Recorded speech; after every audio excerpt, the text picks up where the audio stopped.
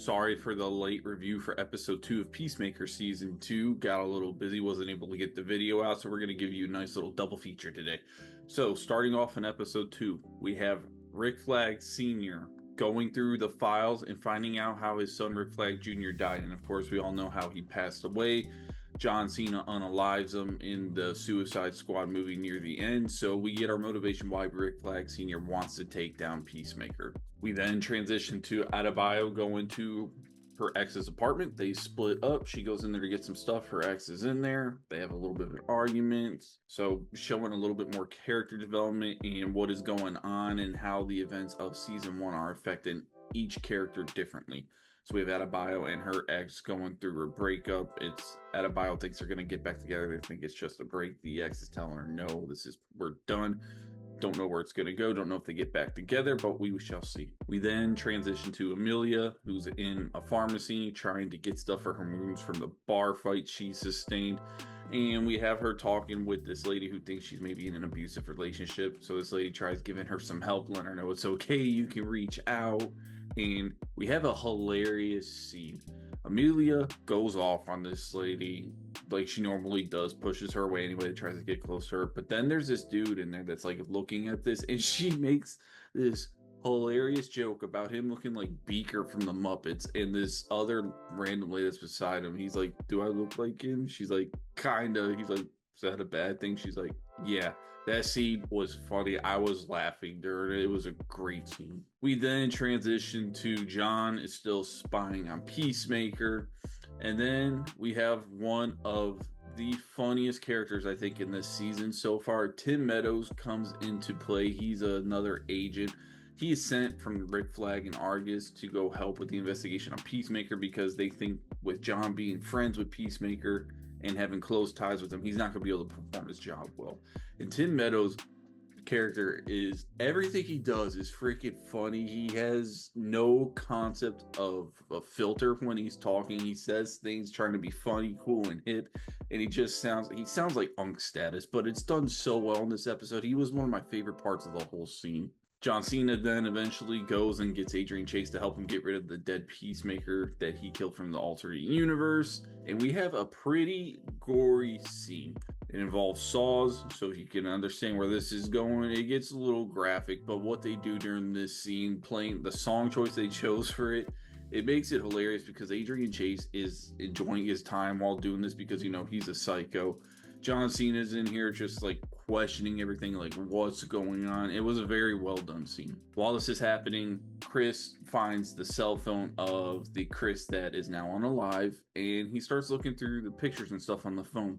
And he notices that the relationship with Amelia in that universe, they were a great couple. And so the Chris in this universe is very jealous and is longing for that because he does love Amelia in this universe, and they have a weird dynamic going on. We then transition to where we have a rooftop scene where the whole gang gets together, just enjoy some drinks in each other's company, and this was a really cool scene.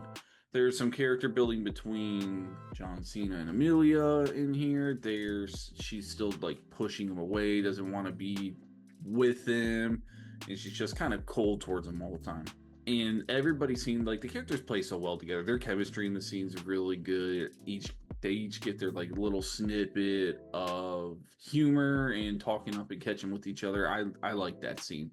While this is going on, Rick Flag Sr. has given a task force the opportunity to go and search John Cena's house because he was opening the door to the other portal. They were getting scans going on. So they use this time that John is away because they don't trust him to go infiltrate the house and try to figure out what's going on. What we get is some good old fashioned badassery. Eagly is the star of this show. In this scene in particular, Eagly defends the house in such a cool way. Tim Meadows, there's this bit that's rolling in this episode where he says he has bird blindness and he thinks it's a duck or something. Everything is just so cool. Eagly was awesome. He gets a little graphic with some of the action scenes with Eagly. Very, very cool. Best part of this episode. And honestly, it's the only action in the episode. So it was great. To give my rating for this episode, I will say I'm not a fan. This felt like a filler episode for episode 2. Not a lot happened. There's some character development going on, introduction of new characters. We get some backstory on to why Rick Flag Sr. kind of hates Peacemaker and is going after him, making his main mission to go after him. Other than that, though, it's pretty boring. It's a lot of exposition. Not a lot's going on. So I'm going to lower the score for that just because with the premiere and this episode, not a whole lot happened. So therefore, I'm going to go ahead, if I had to give episode 2 a rating, I'm going to go ahead and give it a 6 out of 10. It's fine. It's better than average television. The character development is decent in here. The jokes are funny, but overall, it's nothing special. So 6 out of 10 for episode 2. Now, episode 3. Episode 3, just to start off, my favorite episode of the series so far. I think it's the best episode. We get more backstory as to why Amelia might be so cold towards Chris. And it's because before the events of the Suicide Squad movie where Rick Flag dies, Amelia was actually with him. They were not a couple, but a couple. They were together. You can tell she had feelings for him. He had feelings for her. So her catching feelings for Chris, the man who unalived Rick Flag Jr., you can understand where that's going. So there's an interesting dynamic, kind of like a love triangle type thing that's happening. We have a scene where he went back to the other universe where his brother and his father are still alive. And there's a kitchen scene with him and Keith.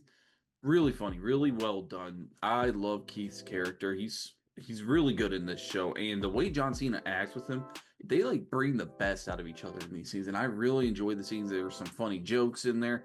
And just like the overall connection between the two is done very well. So in that scene, Chris is just like saying some weird stuff, trying to kind of get the layout of this universe, what's going on. And he tells Keith he's going back to talk to Amelia.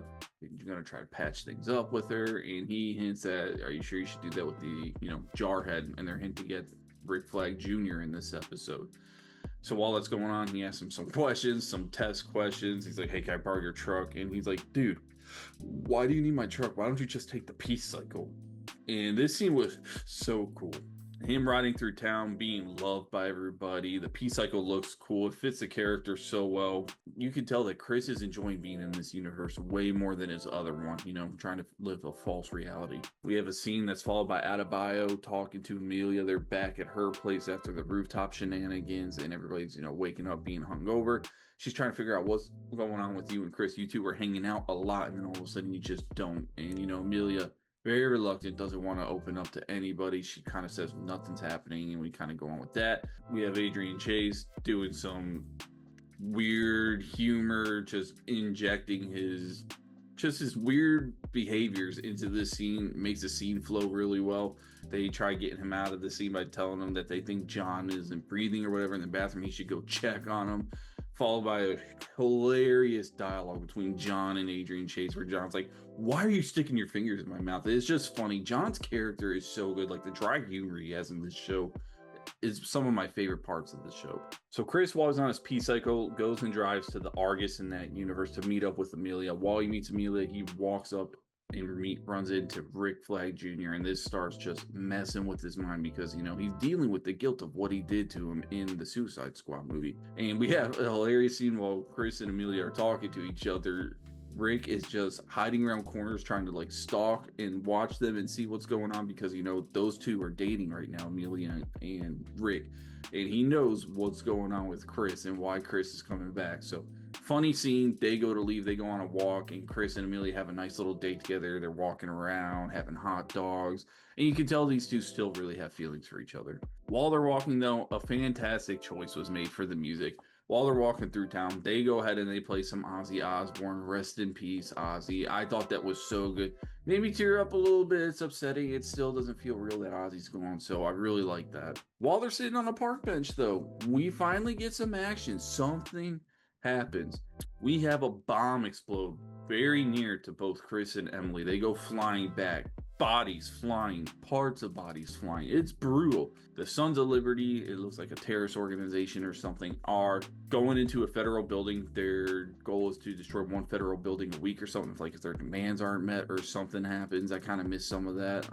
So we have a really cool scene. There's hostages. There's a bomb in a building. And Chris goes to save everybody, but he goes without his suit. And you can tell Amelia is freaked out about this and really worried because, He doesn't have his suit. And while Chris is in the building, the action steps it up a notch. I mean, we are talking brutalities, like Mortal Kombat style finishers and fight scenes in this, and it was glorious. So to end the episode, Chris ends up saving them, everybody, gets the hostages out, takes care of the Sons of Liberty in the building, defuses the bomb while his brother is attacking an escape helicopter for the Sons of Liberty. His brother comes in, he's like, yo, did you defuse the bomb? He's like, of course I did. They share a special moment with them hugging each other, congratulating each other. Amelia, you can tell, is just kind of like in love with Chris still, the way she's looking at him, how proud she is of him, how worried she was. And while Peacemaker is being cheered on and hugged by his brother, Chris mentions for like the second or third time, this is the best universe ever. You can tell he's just not gonna want to leave. Chris does at the end of the episode ends up going back to his universe, but he does not know what is happening, that Rick Flag Sr. has issued like an assault team to go after him. So episode 4 is probably going to be action packed, and I'm really looking forward to it. It's probably going to get crazy. This was by far the best episode of the season, if you ask me. I enjoyed it the most. Stuff finally picked up. We got some character development with some action sequences. I'm going to go ahead. I'm going to give episode 3 a 9 out of 10. I thought it was that good. I'm looking forward to where we go from here. So 9 out of 10 for episode 3. Thanks for tuning in, everybody, to this episode of Codoscope. Hey, if you like the content, leave a like, subscribe, make sure you hit the bell so you don't miss any episodes. We'll be doing weekly reviews for Peacemaker Season 2 as well as Alien Earth. That series is so good. I'm enjoying it so much. Make sure you be a friend, tell a friend to come join the Cove. We're on the goal to go reach 10,000 subscribers. Thank you, everybody, for all the support you've given the Cove. Come on down to the Cove because the water is fine, baby.